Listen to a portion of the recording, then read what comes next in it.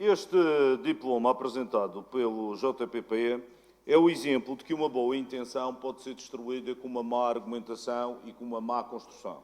A intenção é boa.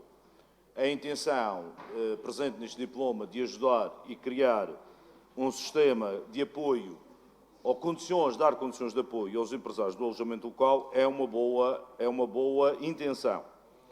Agora, existem aqui diversos problemas neste diploma que não o anulam, que não inviabilizam a sua aprovação e utilização.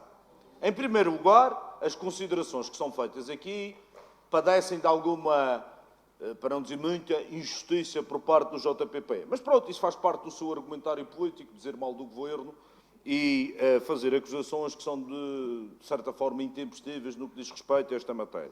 Como o senhor deputado sabe perfeitamente, muitos destes empresários, que não são empresários, porque se o fossem estavam incluídos nas linhas de apoio, são pessoas que têm estes investimentos adicionais e são contribuintes em nome individual, portanto, muitos deles sujeitos ao regime simplificado, o que os exclui à partida dos restantes empresários com contabilidade organizada, e o Sr. Deputado deverá compreender, e todos devem compreender, que um sistema que pressupõe este tipo de apoio dirigido a empresários com contabilidade organizada tem características diversas do que aquelas que os senhores dizem que está em falta. E, portanto, a acusação faz parte do argumentário político e, portanto, quanto a isso não há muito mais a dizer. Depois vamos às medidas concretas. Aquilo que o JPP propõe nesta matéria, no primeiro ponto, é a isenção do pagamento do valor de serviços extra, sendo que esses serviços extra, incluem nesses serviços extra a contribuição para o audiovisual, taxas e impostos. Penso que aqui a questão dos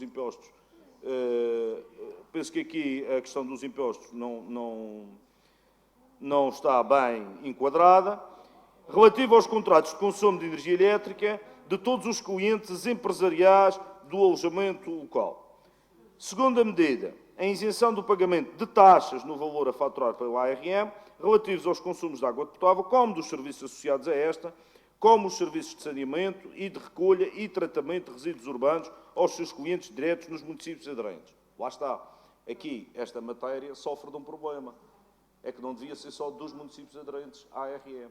Esta recomendação, conforme já foi aqui dito, devia ser extensiva a todos os municípios. O Sr. Deputado invoca um argumentário técnico-jurídico e de logística para argumentar que isso não podia ser incluído aqui. Mas o Sr. Deputado não está a decidir nada com este diploma. O Sr. Deputado está a fazer uma recomendação. E da mesma maneira que pode recomendar ao Governo, nessa mesma recomendação pode recomendar ao Governo e pode recomendar aos municípios o mesmo tipo de medida. Mas eu incluiria mais, Sr. Deputado. Eu incluiria aqui, por exemplo, o pagamento de taxas de proteção civil, o pagamento de ecotaxas, o pagamento de todas essas taxas que estão associadas ao consumo de água e à questão do saneamento. E, Sr. Deputado, esqueci-me de dizer há pouco que no primeiro ponto que defende, o Sr. Deputado sabe perfeitamente que o Governo Regional não pode promover nem mexer, de certa forma, no que diz respeito à contribuição do audiovisual. Sabe que isso é uma determinação nacional. É uma determinação nacional que não tem, em que o Governo Regional não tem competência. Pronto, o Sr. Deputado foi dito ali, mas eu estou-me a basear no que está escrito, Sr. Deputado. Sr. Deputado, o que eu queria dizer, qual foi a minha primeira frase? Este diploma é bem intencionado, mas está pejado de alguns erros de forma que podem ser sanados, não inviabilizando a sua aprovação, Sr. Deputado. E foi isso que eu disse. Em relação ao terceiro ponto, mas, Srs. Deputados, se acham que eu estou a dizer uma asneira completa, deixamos isto como está e aprovamos um documento cheio de erros. Mas a responsabilidade não é só do PSD nessa matéria. Vai ser de todos os deputados. Portanto, todos os deputados vão levar a roda de idiotas por estarem a aprovar uma coisa que não podem aprovar.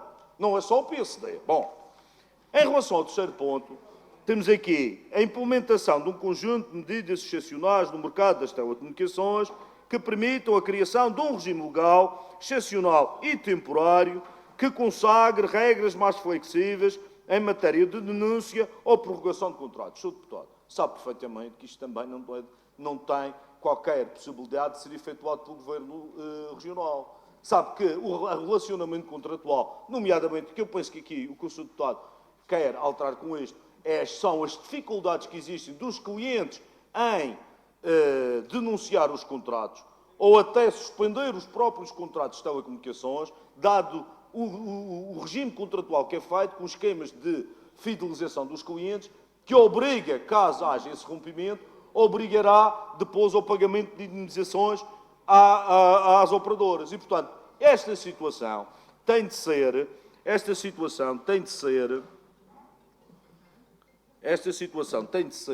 tratada em sede própria. Sabe que tudo isto é regulado pela ANACOM. Este tipo de relacionamento contratual entre as operadoras e os clientes tem que ser tratado nessa instância, de maneira a poder e a ter efeitos.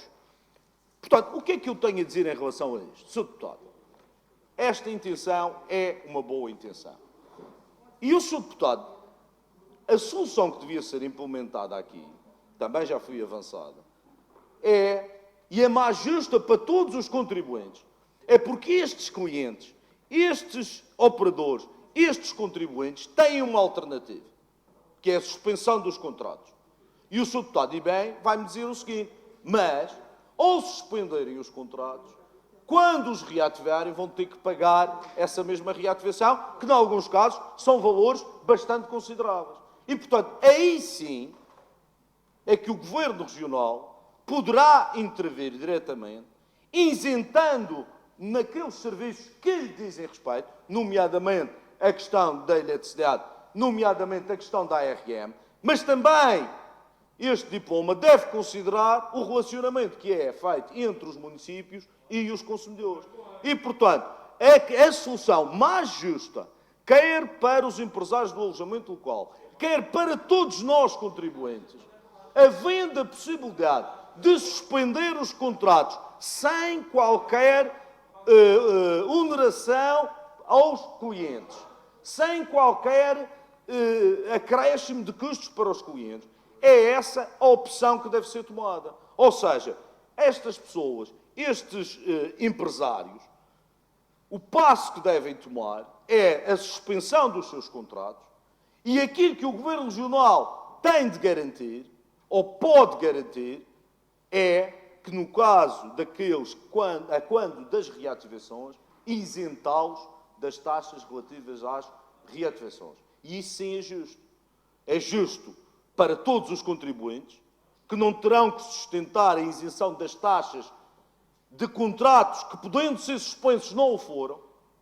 E é justo para os empresários, que não incorrerão em custos adicionais pelo facto de terem que reativar os seus serviços. Portanto, a solução será sempre suspender os contratos, não onerando todos os outros contribuintes, e depois, no período, na situação da reativação, aí sim, serem isentados do pagamento dessa taxa de reativação. Ou seja, não têm custos acrescidos pelo facto de suspenderem algo que não estão a utilizar.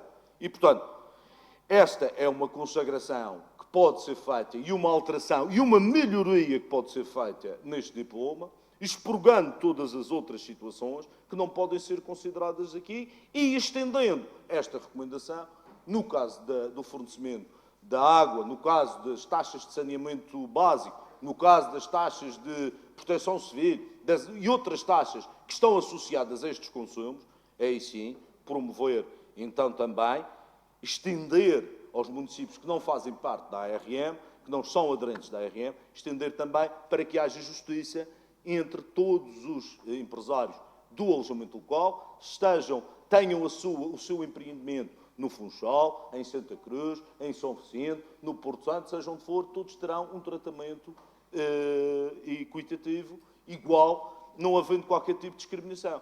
E aí sim, penso que estaremos a produzir um documento com cabeça, tronco e membros, protegendo os contribuintes em geral, mas também tendo uma atenção especial para este tipo de empresários. Muito obrigado.